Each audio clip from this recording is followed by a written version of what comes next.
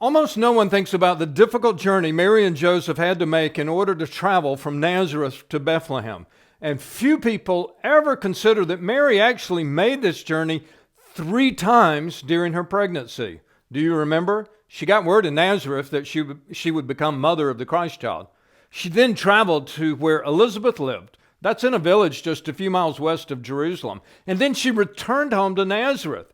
And it was at some point much later in the pregnancy when Mary traveled the same route again, this time going first to Jerusalem and then down to Bethlehem.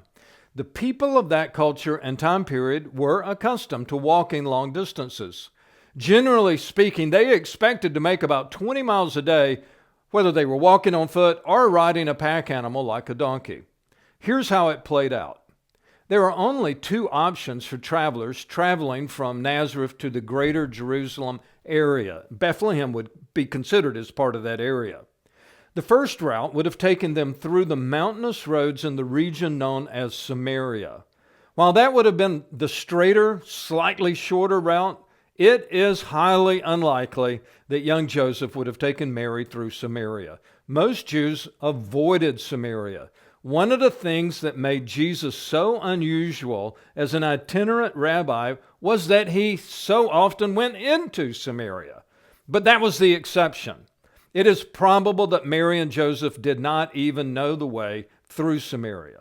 Instead, it's highly likely they traveled through the Jezreel Valley and the Jordan River Valley on their way to Jericho, Jerusalem, and Bethlehem. This way would have been pleasant, safe, and well connected to water, food, and friendly Jewish communities. This route was almost certainly the one that Mary and Joseph always took when traveling between Nazareth and Jerusalem, and in this case, Bethlehem. Bethlehem is about 5 miles south of Jerusalem. On their first day of travel, the young couple should have reached Beit Shan by nightfall. More than likely, they camped near this city without going inside. Beit Shan was part of the Decapolis. It was a pagan city that was modeled after the great cities of the Greek and Roman empires. If a practice was forbidden in Torah, it was probably celebrated in the cities of the Decapolis. The second and the third days of travel would have been in the Jordan River Valley. Travelers would have had access to fresh water all along the route, though I wouldn't suggest drinking from the Jordan River today. As they moved further south, the landscape of the valley changed dramatically. In the north, the fields were green and lush. In the south, the valley looks more like a desert. Indeed, by the time travelers reached the oasis of Jericho, they were only a short distance from the salt-saturated Dead Sea and the barren lands of the wilderness on all sides of the Dead Sea. But Jericho has fresh water and plenty of it. The city was known for its hospitality and would have been an important resting place for Mary and Joseph. I wouldn't be surprised to find that they spent more than one night in Jericho, because the next leg of the journey was by far the most challenging part of their trip. The path between Jericho and Jerusalem was well known to every person who had ever traveled this way. Jesus even used it as the setting for his parable of the Good Samaritan. We know this is the path because of the water. You see, there's no water 40 miles north of this canyon, or a wadi as they call it, and there's no water 140 miles south of this path.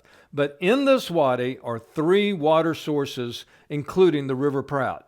You'll hear this canyon called Nahal Prat, which means River Prat, or by its Arabic name, Wadi Kelt. The path is narrow and dangerous. Falling here could be a fatal mistake.